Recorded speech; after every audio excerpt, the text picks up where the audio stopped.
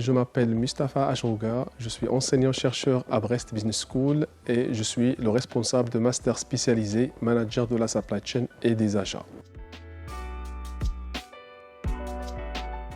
Donc ce programme s'adresse principalement aux trois types de profils. Aux ingénieurs issus d'une grande école d'ingénieurs, c'est ceux qui souhaitent se spécialiser ou compléter leur formation. Le deuxième profil ou le deuxième type de candidat, c'est les salariés et ceux qui ont déjà un bac plus 3 ou bac plus 4 avec 5 ou 6 ans d'expérience. Et puis, le troisième type de profil, c'est tout diplôme international reconnu et équivalent à ceux des deux diplômes précédents. Donc ce programme est organisé selon ce qu'on appelle des blocs de compétences qui sont notamment 5 blocs. Le premier bloc, c'est la logistique et la supply chain. Donc c'est un bloc qui plutôt vise l'optimisation de la chaîne d'approvisionnement, la supply chain durable et le supply chain global.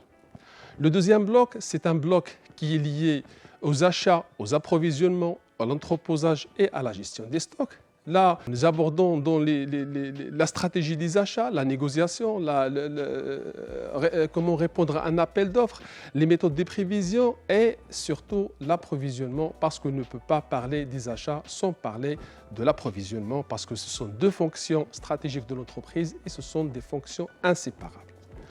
Le troisième bloc, c'est le Lean Management. Ça, c'est très important comme module ou comme bloc aussi, parce qu'il vise à optimiser la gestion de la production et la gestion des stocks. Et dans ce bloc-là, nous abordons tous les outils de Lean Management tels que le Six Sigma, le 5S, aussi le TPM, le diagramme de spaghetti, d'Ishikawa, etc.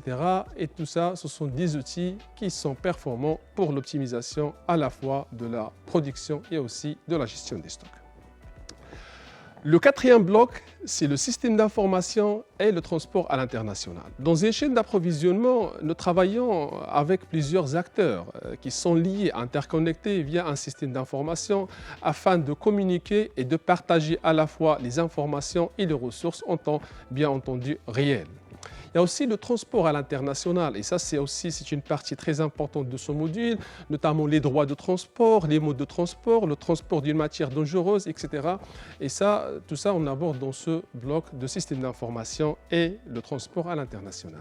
Et je termine avec le cinquième bloc qui est le management de stratégie et aussi le pilotage économique. Là c'est très bien, on comprend que sur le long terme, l'objectif de ce master est de former des cadres et des managers de la supply chain. Et un manager de la supply chain, son objectif principal, c'est de trouver l'équilibre entre la rentabilité de l'entreprise, la rentabilité financière et la satisfaction du client. Donc, ce bloc-là, il donne une vision et des compétences afin de calculer et de déterminer la rentabilité de l'entreprise. Le premier objectif, ce programme vise à répondre aux besoins croissants des entreprises en termes de recrutement des managers et des cadres supérieurs en supply chain et des achats. Le deuxième objectif de ce programme, c'est de former des cadres aussi capables de maîtriser la chaîne d'approvisionnement depuis l'achat et l'approvisionnement de la matière première jusqu'à la livraison du client final. Cependant, la supply chain et la chaîne d'approvisionnement d'hier n'ont plus rien à voir avec ceux de demain. Avec l'arrivée de la nouvelle technologie, de l'industrie 4.0, de la transformation digitale et surtout les objectifs de développement durable qui sont de plus en plus des challenges pour les entreprises. Donc nous avons également intégrer ce qu'on appelle la supply chain inverse et l'économie circulaire pour pouvoir maîtriser toute la chaîne d'approvisionnement, ce qu'on appelle une chaîne en boucle fermée. C'est un programme blended learning, donc déjà on a un point qui est très important et là on donne la possibilité à ceux qui n'ont pas la possibilité de venir à l'école pour faire des études. Donc nous, grâce à cette formation distancielle, donc tous les salariés qui n'ont pas les moyens ou la disponibilité de venir à l'école, ils peuvent suivre cette formation, bien sûr, à distance via des classes virtuelles qui sont toujours fixées le soir. Le deuxième point fort de ce programme, c'est l'alternance. Donc ça, c'est un point important parce qu'il donne aussi la possibilité à un alternant, une alternante de suivre la formation à sa totalité, aussi d'être présent à 100% à l'entreprise.